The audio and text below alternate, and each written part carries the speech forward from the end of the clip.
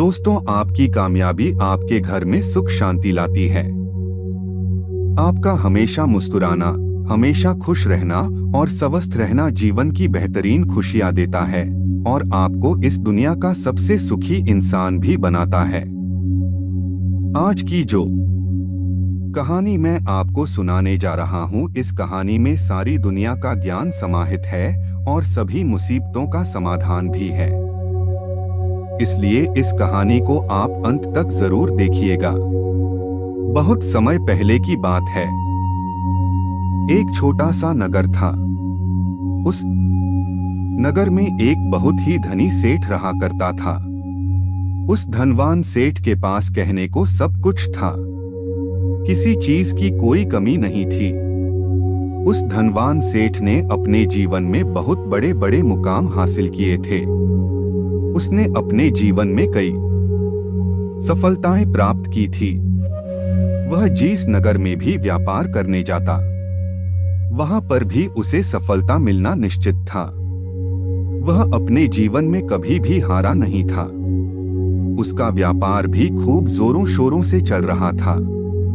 उसके पिताजी ने उसे ऐसी 4 बातें बता रखी थी जिसका वह नियमित पालन किया करता था और उन्हीं बातों का अनुसरण किया करता था, और उन्हीं बातों की वजह से उसका जीवन बड़ा ही सुखमय था। वह जीवन के हर क्षेत्र में सफल था। ऐसे ही काफी समय बीत गया और अब वो धनवान सेठ काफी बूढ़ा हो चुका था। अब उसे लगने लगा था कि मेरी मृत्यु बहुत नजदीक है। मेरी मृत्यु कभी भी हो सकती है, और वह जानता था कि उसका बेटा बहुत भोला है, बहुत नादान है। उसे अभी दुनियादारी की समझ नहीं है। इसलिए उसने अपने बेटे को अपने पास बुलाया और अपने बेटे से कहा, बेटा, मैंने अपने पिताजी से 4 बातें सीखी थी और उन्हीं बातों को मैंने अपने जीवन में उतारा। उन्हीं के अनुसरण की वजह से आज मैं अपने जीवन में इतना सफल हूँ, अपना जीवन सुखमय पूर्वक बिता रहा हूँ। उन्हीं बातों की वजह से आज मैं इतना सुखी हूँ, संतुष्ट हूँ और इतना धनवान। ना ही कभी मुझे कोई बीमारी हुई और ना ही मुझे कभी कोई धन की कमी हुई, और तुम देख ही पा रहे हो कि मैं इस नगर का सर्वश्रेष्ठ धनवान। लेकिन आज मेरे पास जो कुछ भी है, मैं उससे संतुष्ट हूँ।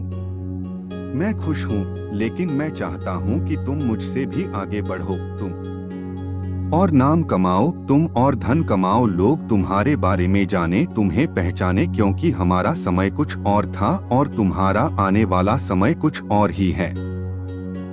उस धनवान सेठ ने अपने बेटे को अपने और करीब बुलाया और उससे कहने लगा, बेटा, आज मैं तुमको दुनिया की ऐसी 4 महत्वपूर्ण बातें बताने जा रहा हूँ जो मुझे मेरे पिताजी ने बताई थी, और इसी के कारण आज मैं इतना सफल हूँ। यदि तुमने इन सभी बातों को अपने जीवन में उतार लिया, इनका नियमित तौर पर पालन किया, इनका अनुसरण किया, तो तुम भी अपने जीवन में बहुत धन्यवाद बन जाओगे। अपने जीवन को बहुत सुखमय तौर पर बिताओगे। इन बातों के अनुसरण से ना तो तुम्हारे घर परिवार में कोई दुख आएगा और ना ही तुम्हारे व्यापार में कभी कोई परेशानी उत्पन्न होगी। इतना कहकर धनवान सेठ अपने बेटे को 4 बातें बताना शुरू करता है। वह कहता है, बेटा, सबसे पहली बात है काम पर छाव में जाना और छाव में आना। दूसरी बात, अपने घर के चारों तरफ चमड़े की बाड़ रखना। तीसरी बात, हमेशा खाने को मीठा करके खाना, और चौथी बात, अपनी पत्नी को हमेशा बांध कर रखना। इतना कहकर वह धनवान सेठ अब निश्चिंत हो चुका था। वह यह जानता था कि उसका बेटा बहुत भोला है।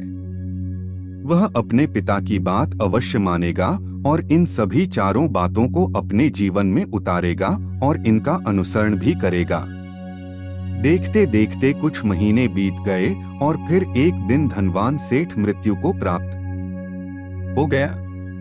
अपने पिता की मृत्यु के बाद उस धनवान सेठ के बेटे ने उन सभी 4 बातों को एक कागज पर लिख लिया ताकि वह उन्हें भूल न जाएं, और उन्हीं बातों को वह अपने जीवन में उतारने लगा।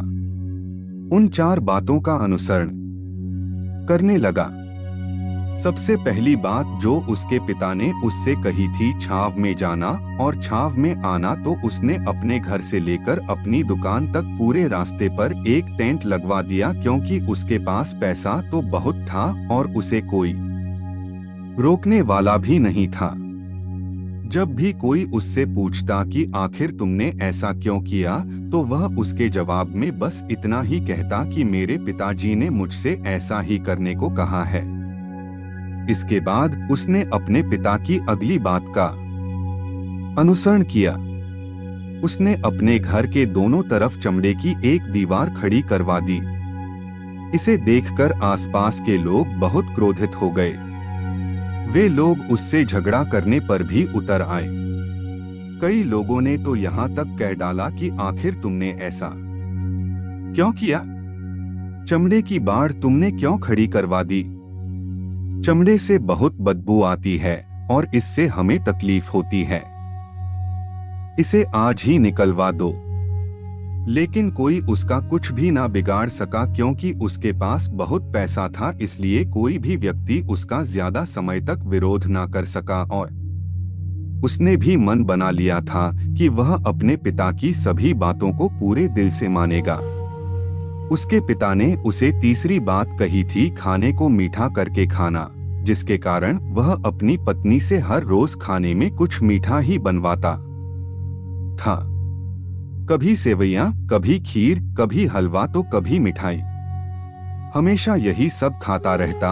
और उसके पिता ने उसे चौथी बात कही, अपनी पत्नी को हमेशा बांधकर रखना, जिस कारण वह हर रोज अपनी पत्नी को रस्सी से बांधकर रखता था। ऐसे ही कई दिन बीत गए और देखते ही देखते अब वह सेठ के बेटे का जीवन धीरे धीरे बर्बाद होने लगा था, क्योंकि उसने अपने पिता की सभी बातों का गलत मतलब निकाला था और वह उसी के अनुसार उनका पालन कर रहा था। देखते देखते उसका उतना बड़ा व्यापार अब ठप होने लगा था।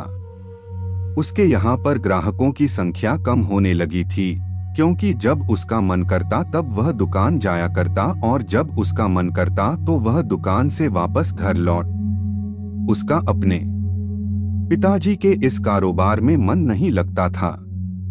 इस कारण उसके सारे ग्राहक अब उससे नाराज होने लगे थे। उसके सारे ग्राहक अब एक एक करके उस दुकान को छोड़ते चले जा रहे थे। इसी कारण उसका पूरा व्यापार ठप हो चुका था, जिसे व्यापार को खड़ा करने में उसके पिताजी ने खून पसीना एक कर दिया था। उस व्यापार को उसने कुछ ही महीनों में पूरी तरह से बर्बाद कर दिया था। अब उसका धंधा बहुत कम हो चुका था, जिसके कारण वह बहुत परेशान रहता था। वह बहुत चिंतित रहता था और इसके साथ ही उसने अपने घर के चारों तरफ चमड़े की दीवार खड़ी करवाई थी। उस कारण आसपास पर बहुत गंदी बदबू फैल चुकी थी। इसलिए जो भी उसके आसपास रहते थे उन सभी ने वह घर छोड़कर कहीं और पर अपना बसेरा बसा लिया। चमड़े की बदबू के कारण अब उसके घर में भी कोई नहीं आता था। यहाँ तक कि उसके मित्र और रिश्तेदार भी उस घर में आने से कतराते थे। लेकिन अब भी उसे समझ नहीं आ रहा था कि आखिर यह सब हो क्यों रहा है। वह बहुत परेशान रहने लगा था और वह हमेशा मीठा भोजन किया करता था, जिसके कारण उसका वजन बहुत ज्यादा बढ़ चुका था और इस मोटापे के कारण उसके शरीर में ना जाने कितनी सारी बीमारियों ने अपना घर बना लिया।